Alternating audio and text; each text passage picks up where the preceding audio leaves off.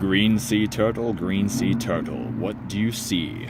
I see a macaroni penguin strutting by me. Macaroni penguin, what do you see? I see a sea lion splashing by me. Sea lion, what do you see? I see a red wolf sneaking by me. Red wolf, what do you see? I see a whooping crane flying by me. Whooping crane, what do you see? I see a black panther strolling by me. Black panther, what do you see? I see a white man oppressing me. That is the revised version of Panda Bear. Panda Bear, what do you see? Anyway, I'm at a park right now, and apparently somebody left some books behind, so yeah, that'll happen. I hope you guys enjoyed that. I didn't. Anyway, let's get down to today. I have not been doing all the December Discipline videos covering every day with a recap and all that.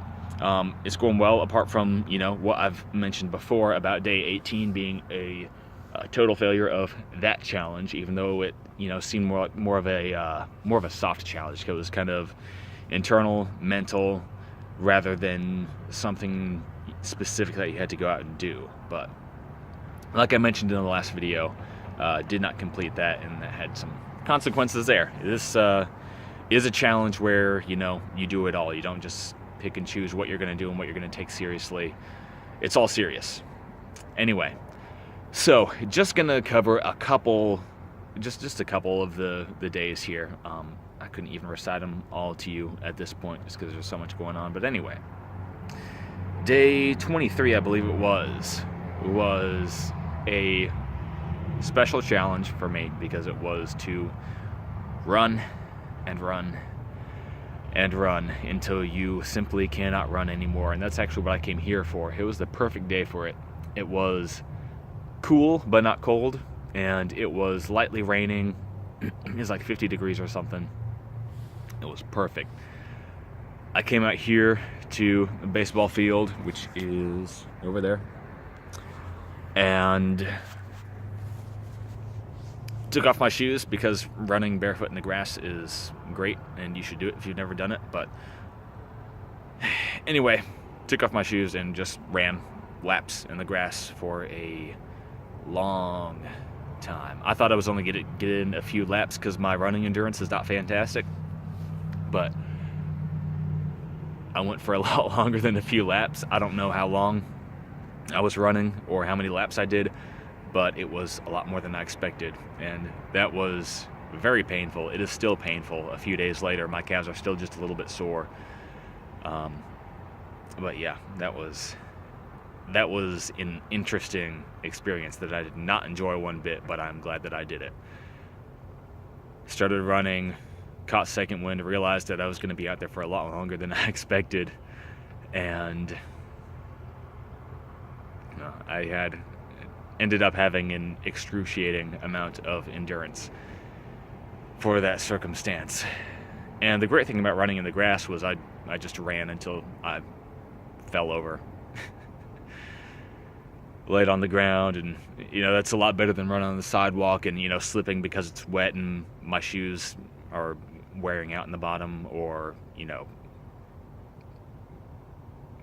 anything that could go wrong on the pavement. It's nice to just be able to do it on the grass and then just push yourself as hard as you can until there's just nothing left. But yeah, got to a point where I'm like, you know what, I'm going to try to do 5 more laps, but I feel like there's no way I'm going to make 5 more laps. Ended up making like 6.5. After, running for a long time. It's way more than 6 laps total. I have no idea how many, but second to last lap, I dry heaved a little bit. I'm like, okay, I'm getting close now. I'm either going to start throwing up, or I'm going to, just fall over or something like that. Thankfully, did not throw up. Although, that would have been a a good way to end it, I suppose. But yeah, that was that challenge. Then let's see. Well, I'm just going to talk about today's challenge real quick, because it's is something that I can't really say I failed it, but it's because I failed in other ways, and it's because there's really not a lot to do. And today the focus is more on rewarding failure. Spending time, really investing time in people who don't respect it, who aren't using it wisely, people who aren't providing value to you or receiving value from you. It's one thing to pour into somebody and not really get anything in return because you're helping that person and because, you're not totally self-centered. It's one thing to, be receiving value from somebody and to have a good relationship with them that way. It's another thing if somebody is just a leech on your time, you're trying to help them, but, you're not. And they're not helping you any, and there's just no, it might be fun, it might be entertaining or whatever, but it's just dead time, and you have to, maybe you don't necessarily have to, just absolutely cut somebody off if, and I would say that, having fun, just enjoying time with somebody, that's not necessarily dead time just because it's not productive or anything. But if somebody is just, a toxic person for you and they're just, leeching your time and they don't respect it, and there's just nothing going on and it looks like nothing's going to change, then cut out those people. And that's just, kind of what you have to do. And I've done that a couple times in the past, but not often. And the reason for that, and the reason I don't have to do it now, is that I don't tend to invest a lot of time in people in the first place. And I have a few, closer friends, and I do invest, time into groups of people, like the youth group and everything like that. But one-on-one, as far as personal, individual relationships with people, I really don't have a lot of that going on right now. And so, in that sense, because of that, there's not really anything to do on that. The people that I do have around and that I am spending time with are valuable people who provide and receive value, and it's it's great. It's productive, it's fun, it's enriching for my life and presumably for theirs. And so that's all good, but part of the reason that that's all that I have going on is because I have so little of that going on. And the reason for that, some people just don't, they're just not that sociable, or they aren't, the way their vision for their life doesn't involve a lot of close relationships with a lot of people. For me, it does, at least to a greater extent than it does currently. Does that make sense? Oh no, there's a train. Oh boy, that's gonna be loud. I'm gonna walk over here. But anyway, for me, the vision that I have for my life definitely does involve a lot more about other people. It involves other people to a greater extent than I am currently involving people in my life. And that's just because of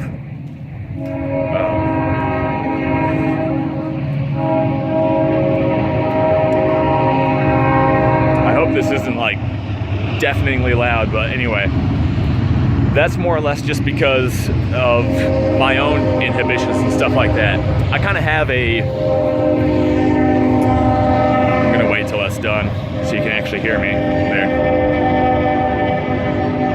Okay.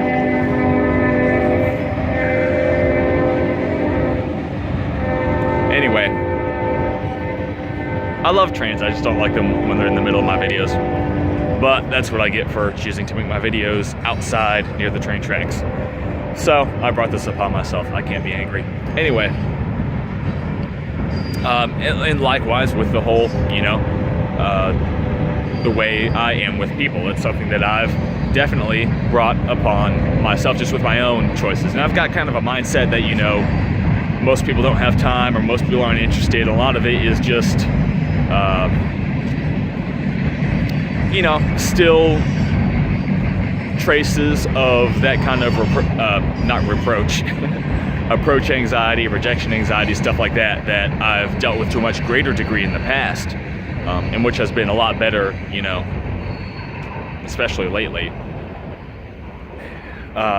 And then, you know, a lot of it is just, you know, making the decision to actually invest in people, because a lot of times I know what I need to do. I'm not even afraid to do it. I just don't do it. And so that's a lot of the case there.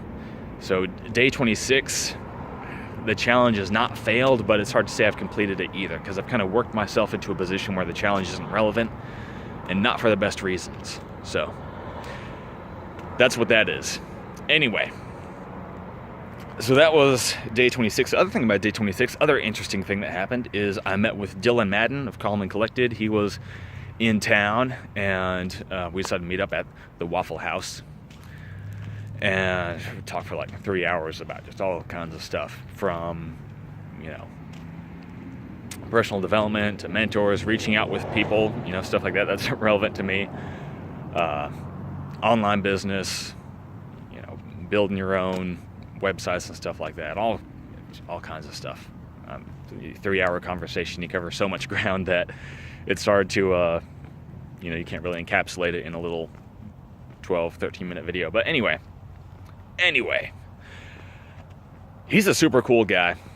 We got along well with him. You can check him out on calmandcollected.com. Go do that. He's got a lot of interesting stuff, which I haven't gotten into real deeply yet. I kind of work on like a few people at a time as far as the content that I'm absorbing and stuff like that. He's got a book out which I do want to read. I've had it recommended. And yeah, so that is what has gone on today. And I think that's about it. So yeah, December Discipline still going on. I can't say I've completed December Discipline because, like I said, failed day 18. But I am going to finish it. So that is, it sounds kind of contradictory saying you didn't complete it, but you're going to finish it. But it makes sense here. I failed one of the challenges, so I'm not, you know, 100% completion, but I'm not going to stop in the middle of it and give up and say, oh, well, you know, I already messed up, so why go the rest of the way now? It's dumb. And that's what separates. That's the difference between losing a battle and losing a war. And that's kind of the difference between failing and becoming a failure. You know, losing and becoming a loser. You know, there's a difference there. And that makes a lot of that difference. So, anyway, that's it for now. Like I said, not going to go over all the other videos, but there's so much good stuff. I do recommend the program for sure. Hunter Drew has a book out. You don't have to wait until he does some kind of December Discipline, Men of March, anything like that. He has a book out, 31 Days to Masculinity, and I do recommend it for guys who are trying to improve their life from any perspective, trying to reclaim their masculinity, trying to live more authentically. It's great stuff, so check him out. There's going to be links in the description to all of this, of course, but check out Hunter Drew, check out his book, check out calmandcollected.com for Dylan Madden stuff. Like I said, he's a cool guy. And that's it. You all have a good day. God bless you guys. Take it easy, but not too easy. And I will talk to you later.